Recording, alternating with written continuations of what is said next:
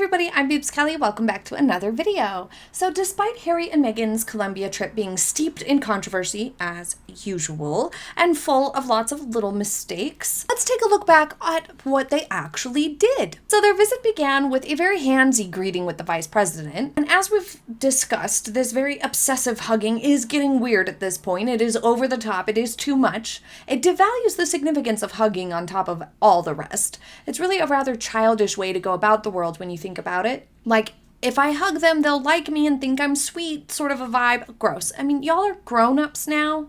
Stop it. But on day 2, they started the day by going to visit this school under the pretense that it connected to a social emotional well-being meeting and connect to the alleged theme of this trip, which is child safety in digital spaces.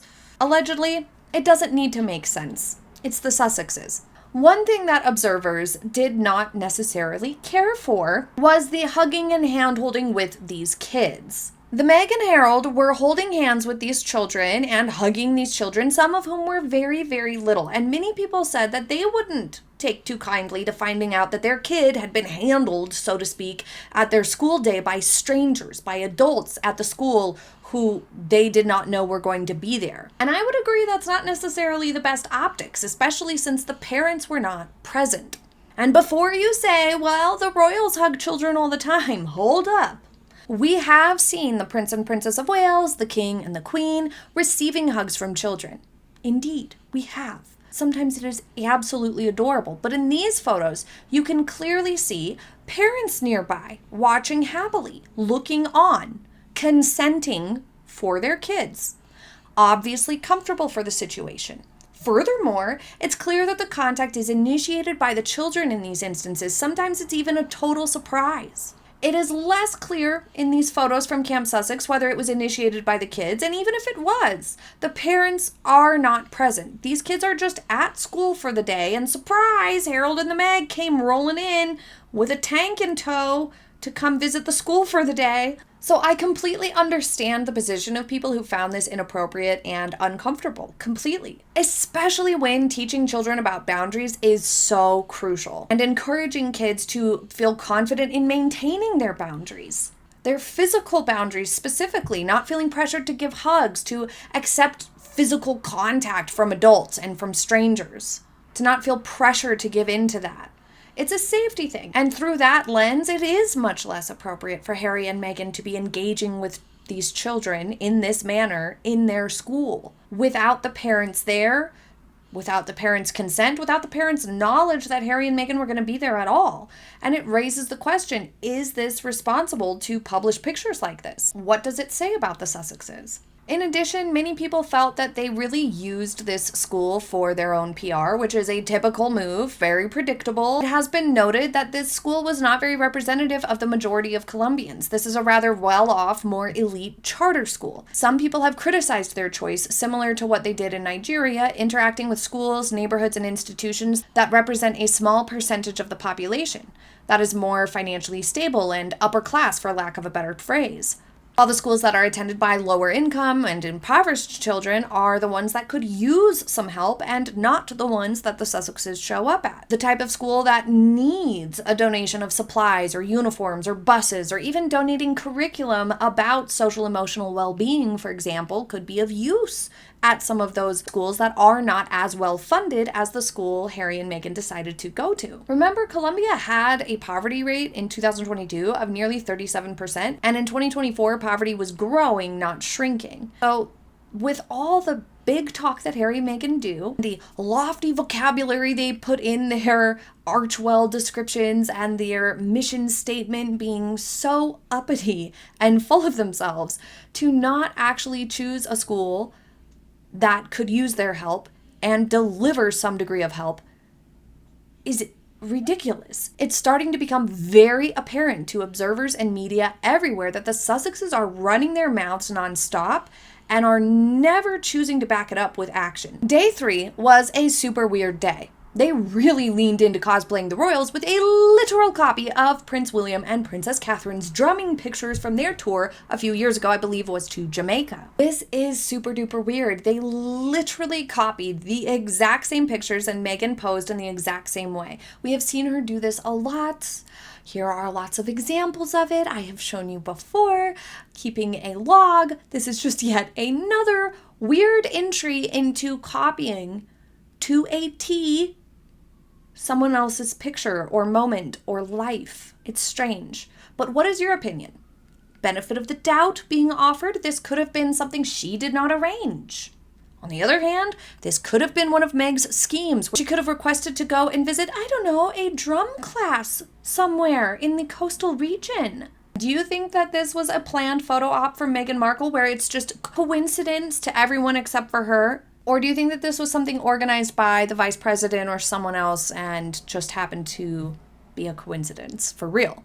No matter, when Harry and Meghan do things like this that are shameless imitations of the actual royal family whom they've been attacking and complaining about for years, it backfires for two main reasons. Firstly, it draws a comparison that will never favor the Sussexes. People immediately recall these moments from the real royals and how much more genuine and kind and happy the royal family members seem compared to the negative, complaining, and self-serving Sussexes, with their overinflated self-importance and giant egos. Not to mention the fact that the royal family did it first, so it will always be attributed as the royal family setting an example that the Sussexes aren't quite living up to. Secondly, it's confusing. Why copy people you apparently don't like and jobs you apparently hated and felt trapped in? It makes no sense. Harry and Meghan spoke repeatedly about how much they didn't like these sorts of things, and yet here they are doing them? Why emulate the royals? Why emulate that system that you talked so poorly of? It maketh no sense. Furthermore, their behavior does not match up. Once you scratch the surface, there's no substance behind it.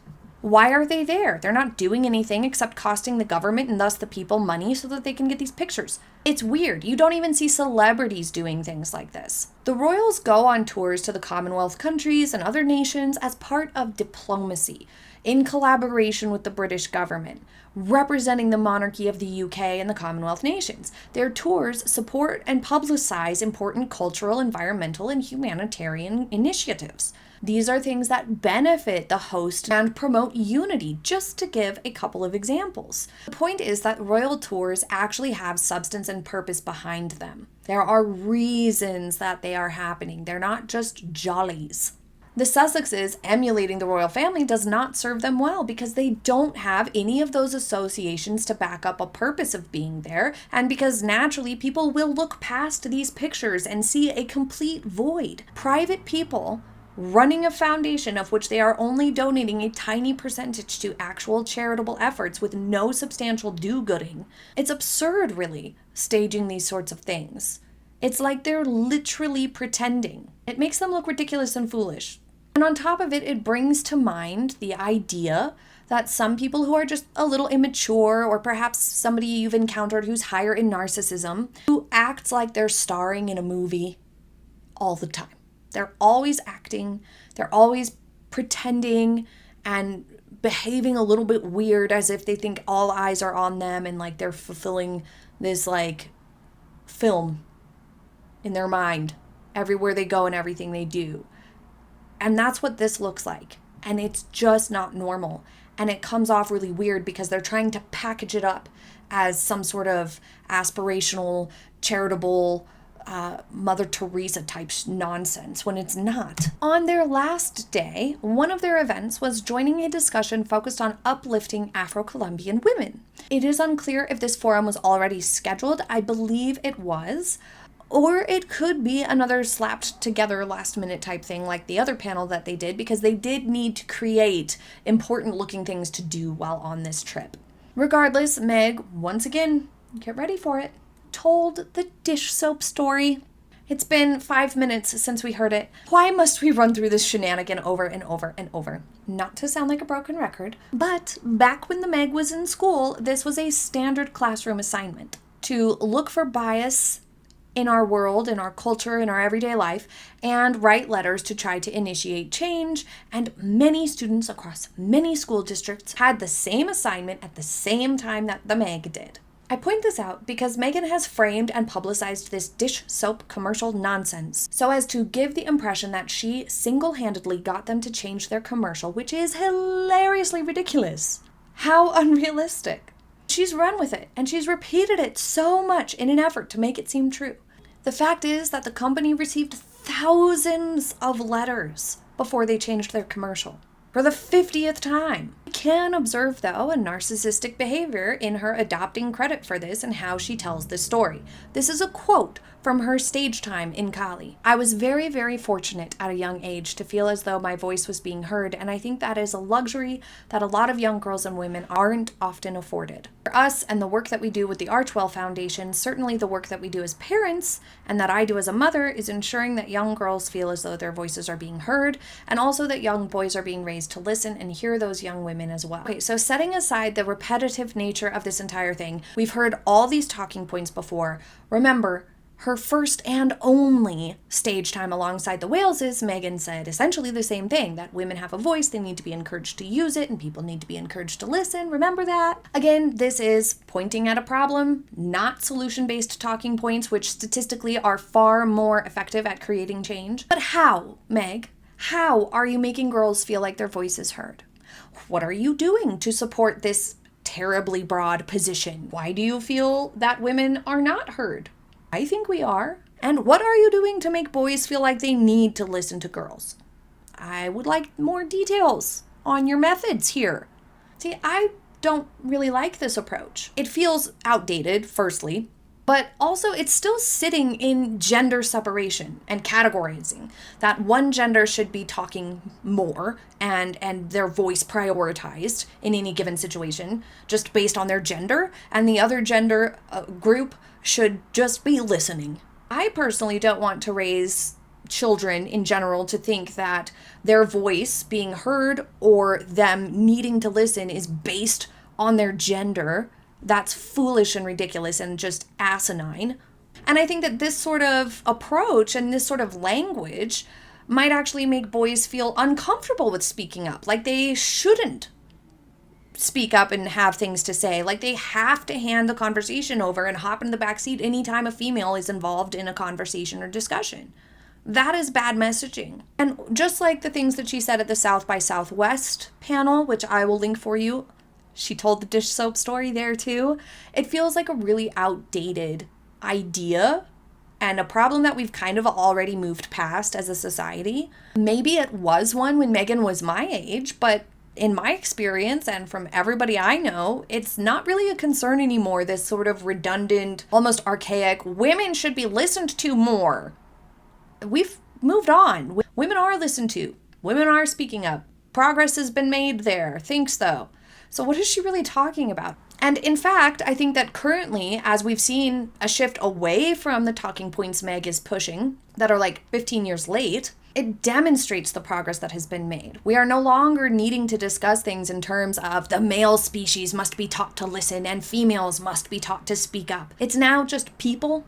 No more guy-girl nonsense. The progressive approach and what people are saying now is just people need to listen to each other and talk respectfully with each other, people in general. And it's very reminiscent of other times that the Meg has kind of done this, almost like making excuses type of way of thinking. Like, for example, her assertion that because she was pregnant, she shouldn't have been criticized in the media for the Oprah interview, for example. Or Harry saying that because Meghan is biracial, she shouldn't have any critical press coverage. This is just yet another example, another manifestation of their shallow worldview. That because of someone's gender, it should determine whether or not they should listen or speak.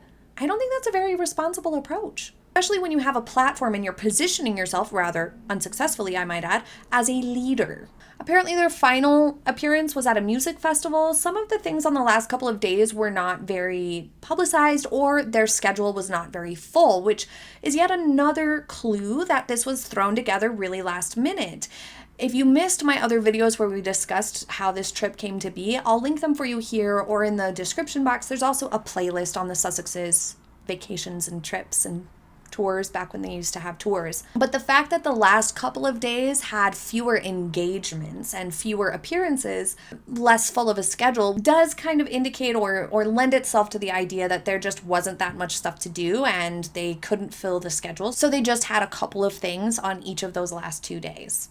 But it's time for the question of the day, and I would like you to also answer today's question of the day in the comments. What did you think of their trips and the sorts of appearances they scheduled as compared to the Nigeria trip? I personally think that they did better this time around than their Nigeria trip in a couple of ways. This one looked more organized to the eye, a little more carefully choreographed, and you should, on your second time doing something like this, make some improvements and have some changes that make it a little bit better and look a little less chaotic and kind of overwhelming chaos. And although they did make one pit stop for Invictus, the messaging on this one was a little bit more focused in terms of PR. It still didn't match up with their actions, so it still had its own set of problems. But this one did try, I think, to stay more focused on child online safety, because it was there, we didn't have the Meghan's heritage thing playing into every single media story, and then that paired up competing against Invictus and stuff like that.